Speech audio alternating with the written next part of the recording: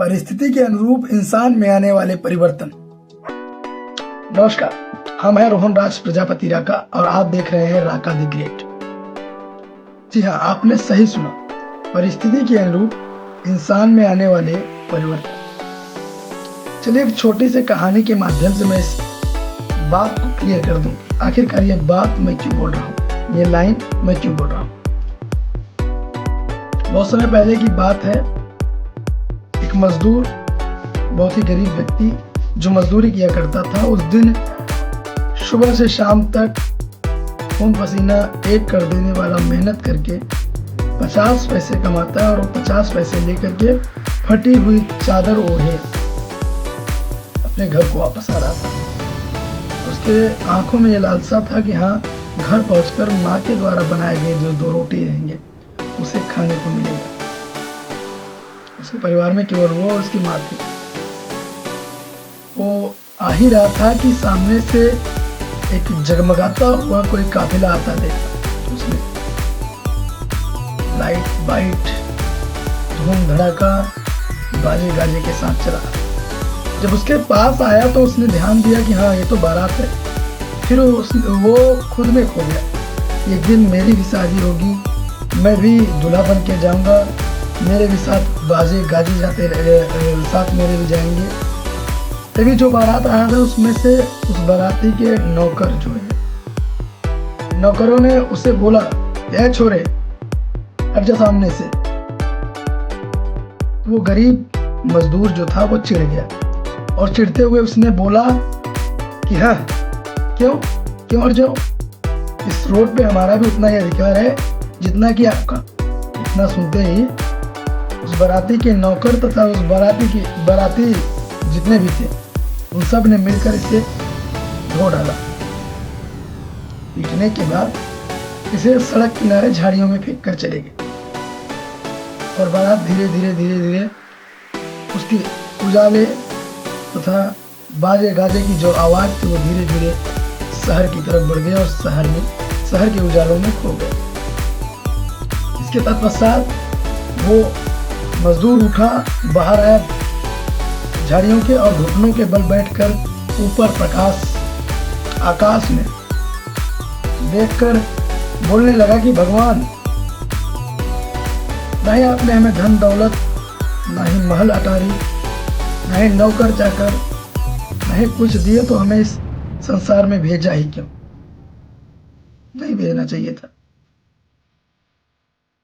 इतना कहकर वो धीरे धीरे अपने घर को गया। उसके बाद लगातार झूठ झपाट, चोम चढ़ाका, चोरी चमारी, मेहनत, ऐसा करते हुए वो बहुत पैसा कमा लेता है।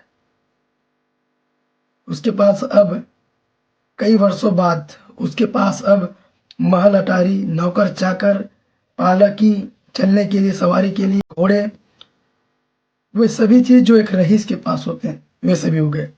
उसके मोहल्ले में, उसके राज्य में उसे अच्छे रईसों में गिना जाने लगा। एक समय आया जब वो अपने पालकी में सवार होकर के उसी रास्ते से जा रहा था और उसके नौकर चाकर आगे पीछे थे, लगे हुए थे। उसी सड़क से 2-4 मजदूर अपने काम को करके आ रहे थे। तो इसके नौकरों ने उनसे भी यही शब्द बोले, ये हट जाओ सामने से।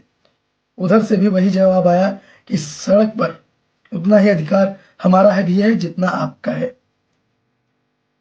इतना इसने अंदर से सुना तो ये बोलता है कि कौन है जो जवान लड़ा रहा है, हटाओ इनको सामने से। अंदर से आदेश देता है। उसके नौकर उन मजदूरों को मारने लगते हैं। नौकरों को चीखने चिल्लाने का आवाज सुनकर इसका दिमाग डिस्टर्ब हो जाता है, मूड डिस्टर्ब हो जाता है। बोलता है कि हाँ, पालकी रोको, हमें विश्राम करना है। पालकी रुकते ही गलीचे बिछा दिए गए और वो आराम से गलीचे पर गर्म कपड़े को पहन के बैठा हुआ था। ठंड का समय था। इसके जितने भी नौकर चाकर थे सभी अपने हाथों को बांधे उसके सामने खड़े थे और उन मजदूरों को भी इसने देखा। तो फिर ही देखिए इसने अपने सिर को ऊपर किया, आकाश में देखते हुए कहा, हे प्रभु, इन मजदूरों को आखिर भेजा ही क्यों? ना ही इनके पास धन है, ना ही दौलत है, ना ही चलने के लिए पालकियां हैं, ना ही नौकर है, चाकर है, श्रमिक। क्या इनको भेजा है केवल हम जैसे लोगों की नौकरी चाकरी करने के लिए, सेवा करने के लिए? इस तरह से बोलने लगा। शायद आप लोगों ने समझ लिया होगा कि एक समय था कि ये अपने लिए ईश्वर से मांग रहा था कि हमारे पास कुछ नहीं है, हमें भेजा ही क्यों। और एक समय आया जब इसकी समय स्थिति बदली, पारिवारिक स्थिति इसका बदला, तो ये अब अपने जैसा ये पहले था ऐसे लोगों को देखकर ये उनके लिए प्रार्थना कर रहा है कि ऐसे लोगों को आखिर भेजा ही क्यों? नहीं भेजना चाहिए था इस सृष्टि में जिनके पास कुछ नहीं। इसीलिए बोला, मैंने सबसे पहले टाइटल बोला था, वो कड़ी बोली थी, परिस्थिति के अनुरूप इंसान का बदलता चेहरा और उनकी सोच, उनके हाव भाव, उनमें आने वाले परिवर्तन। ये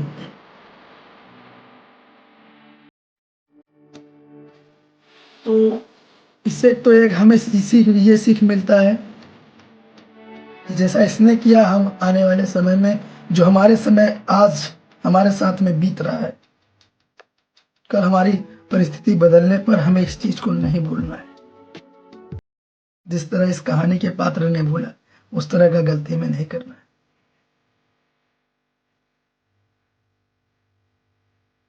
हमें भी इस पर ध्यान देना है कि हमारे आज की परिस्थिति के अनुरूप के तुलना में हमारे आने वाली परिस्थिति अगर बदलती है तो ये हमारे लिए एक याद रह जाएगा कि हाँ, ऐसे भी लोग हैं इस संसार में जो बहुत स्ट्रगल कर रहे हैं, बहुत मेहनत कर रहे हैं, बहुत प्रयास कर रहे हैं अपने आप को आगे बढ़ाने की। ऐसे लोगों का हम सहयोग करें।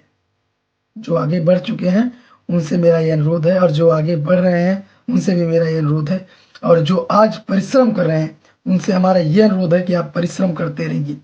जिस तरह से इसने धोखे धड़ाड़ी, चोरी चमाटा करके किया, इस तरह से नहीं, अपने मेहनत से, अपने काबिलियत से।